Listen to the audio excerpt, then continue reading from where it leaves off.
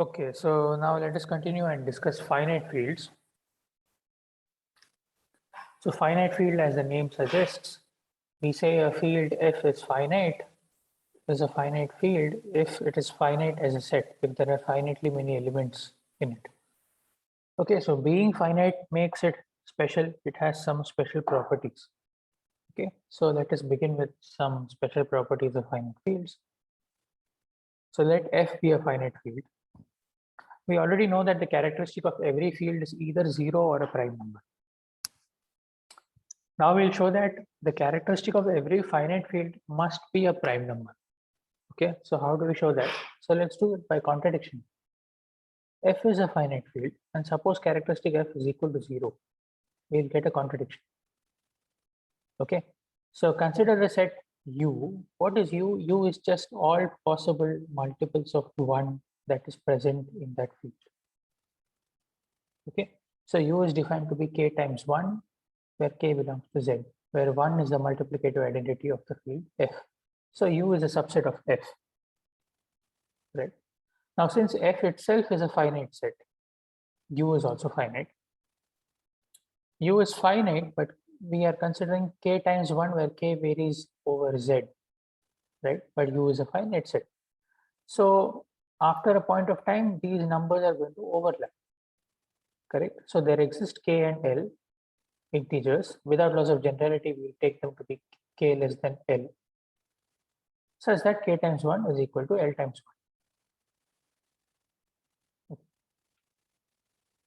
Now, what does this mean? Well, rearranging terms, this means L minus k times 1 is equal to 0, where L minus k is a positive integer because k is less than L.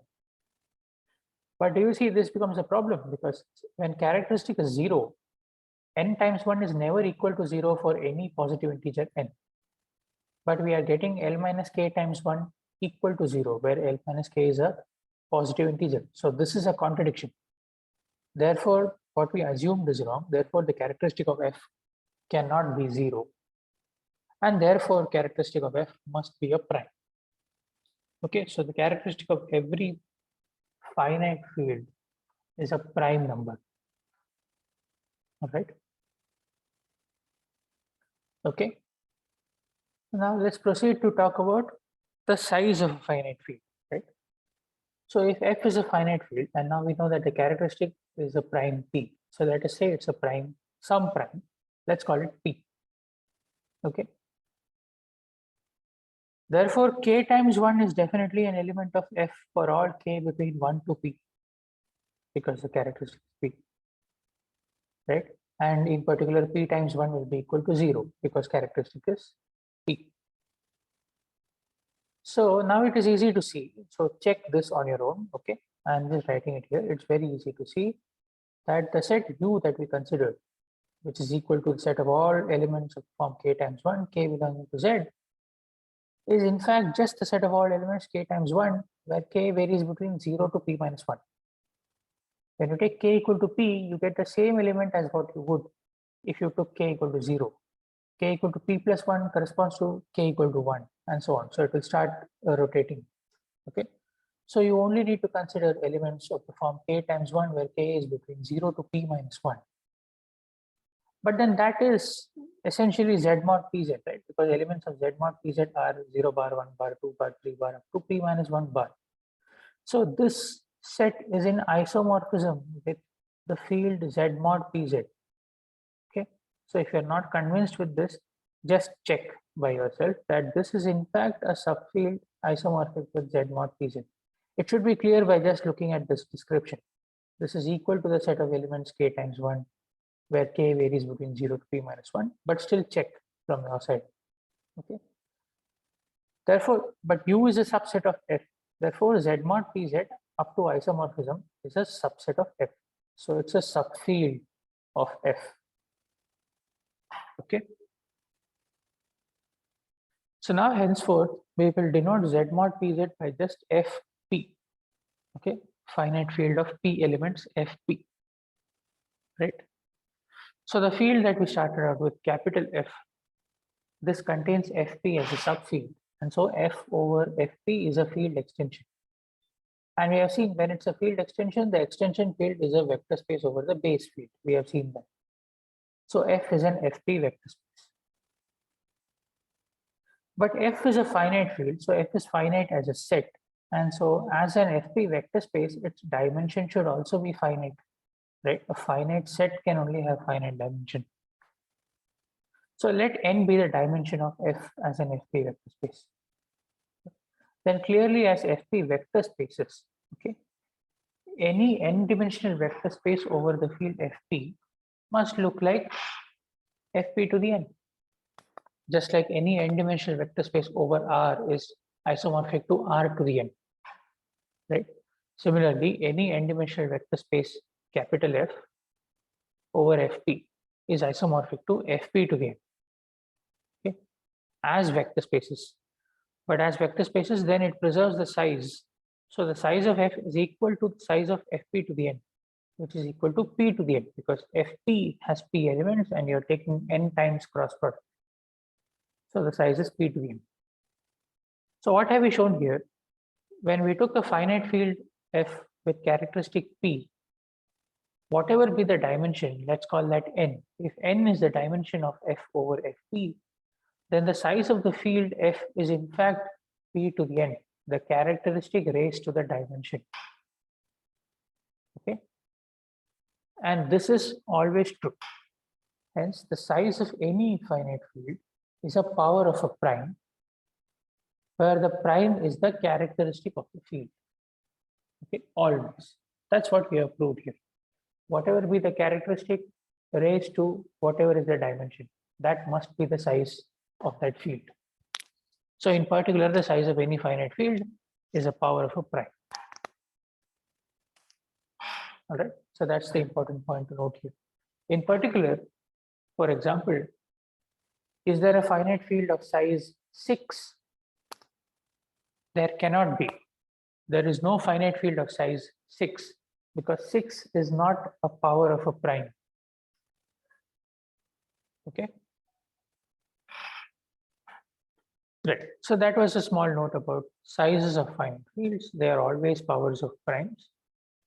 Now let's look at some simple constructions of finite fields. How do we construct finite fields? Okay, explicitly. So let P be a prime and n be a positive integer. We know that finite fields will have sizes only powers of primes. So we fix any prime and any positive integer. And we want to construct a finite field of size P to the n. Okay. Now, if n is equal to 1, then we already know the construction. We can just take Fp to be Z mod Nz, Z mod Pz. Okay, Z mod Pz. We know this field. This is a construction of a field of size P. What do we do if n is greater than 1? For example, what is a field of size P square and so on? How do we do that? That is what we'll see here. Okay. So construction is very simple. Choose any monic irreducible polynomial. Again and again, we'll come across monic irreducible polynomials throughout this unit. Okay. Choose any monic irreducible polynomial little fx in Fpx. Okay, in Fpx with degree strict equal to n, exactly equal to n. Right. Now this is monic irreducible. Therefore, the ideal generated by Fx is a maximal ideal. And therefore, Fpx mod the ideal generated by f of x is a field because this is a maximal ideal. Right? What else is there to see? Now consider any polynomial gx in Fpx. Now, if the degree is less than n, degree of g less than n, if we apply division algorithm with divisor as fx, we will not get anything. We can just write gx as fx times 0 plus gx. Because gx has degree less than n and n is the degree of f, right? The remainder should always have degree less than the remainder of the less than the degree of the divisor. Okay. But if the degree of g is greater than or equal to n, then fx can be used to divide g into a smaller polynomial. So by division algorithm, we have g of x is equal to fx times qx, some quotient plus rx remainder, where Rx now is a non-zero polynomial with degree strictly less than f. Okay. Now, as an element in the quotient ring fpx mod ideal generated by fx, what are the corresponding elements? The corresponding element to gx is gx plus the ideal f generated by fx, and the corresponding element to rx is rx plus the ideal generated by fx. Correct? But by division algorithm, what do we see? When gx is written in this form, gx plus the ideal generated by fx is the same as rx plus the ideal generated by fx, because the other part is just fx times qx. Okay. This was when degree gx is greater than or equal to n. When it was less than n, there was nothing. The remainder was gx itself. So there is nothing new. Okay. So what do we note? We note that the quotient ring fpx mod fx mod ideal generated by fx is in fact equal to the set of all cosets gx plus ideal generated by fx, where gx is a polynomial in fpx and the degree of g is just less than n, or less than or equal to n minus 1. This much is enough. Polynomials greater than or equal to n by division algorithm will reduce to polynomials that look like Rx, which have degree at most n minus 1. So you only need to consider polynomials of degree at most n minus 1. Okay. Now just take an arbitrary expression for an arbitrary polynomial gx with degree at most n minus 1. Okay, it will look like a0 plus a1 x plus a2 x square up to an minus 1 x raised to n minus 1. So there will be total n coefficients, and each of them can take any value in fp. Okay, so just do counting and you will be able to see that the size of this set is in fact p raised to n, because p choices of the coefficient for n many coefficients. So p times p times p n times, that is p raised to n. Okay. Therefore, fpx mod ideal generated by fx is a finite field, which we have already seen, and it has order p raised to n. That completes the construction. So we have a construction for a finite field of order p raised to n. Okay, how do we construct it? Take any irreducible polynomial, monic irreducible polynomial in fpx with degree equal to n, and then the ideal generated by it is maximal, quotient by that ideal, you will get a field and its size must be equal to p raised to n. Okay, that is the construction. Now you can ask whether there are other ways to construct fields. There are other fields of the same size. Well, there may be other ways to construct fields, but all those fields of the same size will be isomorphic. So there cannot be two different fields of the same size. Okay, so there is only one finite field of every order.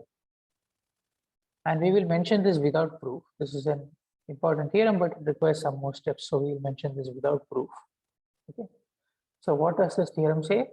Let f over fp and f prime over fp be two field extensions such that the size of f and the size of f prime is the same, p raised to n. Both are finite fields of the same size.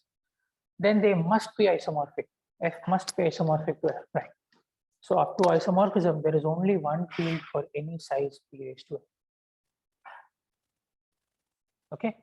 So up to isomorphism, it is the field is unique. Therefore, we will denote a field of size p raised to n by f p raised to n, just like we used to denote fp for field of size p. We will denote field of size p raised to n by f p raised to n. All right. Okay.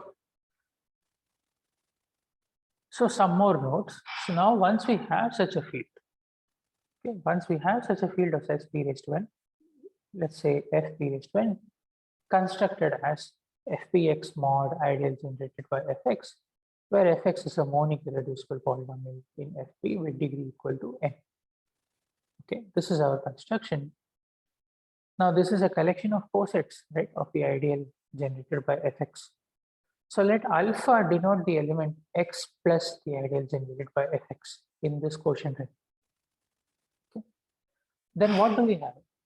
Then the polynomial f applied to this element alpha evaluates to this. So f of alpha is f of x plus ideal generated by fx which is just fx plus ideal generated by fx, which is just the ideal generated by fx, because fx trivially belongs to this ideal.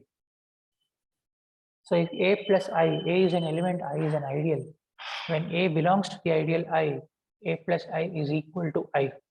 That's what we're using here. Okay. But what is this? Ideal generated by fx is the zero element of this quotient ring fpx mod ideal generated by fx. So f of alpha is equal to 0 in this field, right? Therefore, alpha is the root. So this is a 0 element in this field. Therefore, alpha is a root of this polynomial fx in the field fp raised to n.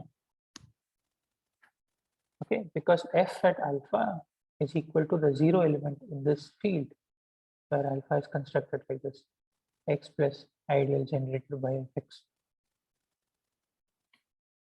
So alpha is the root of fx in fp raised to n, and therefore it is algebraic over fp because the polynomial fx is monic irreducible over fp. It's monic irreducible, right? So alpha is algebraic over fp, and the monic polynomial or minimal polynomial of alpha over fp x over fp is just fx because fx is monic irreducible. Okay. So then by the old theorem that we have seen, we get all these observations. Fp square bracket alpha is equal to Fp round bracket alpha is equal to this quotient field Fpx mod ideal generated by Fx, which is equal to Fp raised to n that we have already seen. The degree of this extension Fp raised to n over Fp is the degree of the element alpha, which is equal to the degree of F, which is equal to n. And then Fp raised to n over Fp is a vector space with Fp basis 1 alpha alpha square up to alpha raised to n minus 1. Okay, this is just by using the earlier theorem that we have seen about algebraic elements and their minimal polynomial. The same. Okay, so this is what is called symbolic adjoining roots, because you first start with a monic irreducible polynomial, quotient it, create a field, and then you find out a root of the polynomial corresponding to which this element is algebraic. And that element, that algebraic element, turns out to be x plus the ideal generated by that irreducible polynomial. Okay. All right. And that element will be algebraic with all those similar properties that we have seen before. All right. Now, in particular, we want to construct finite fields satisfying certain properties. So we want to construct finite fields of order p square. Okay, it is easier to construct finite fields of order p square. So let us see how to construct those. Okay, so let me just stop here and we'll continue in the next part.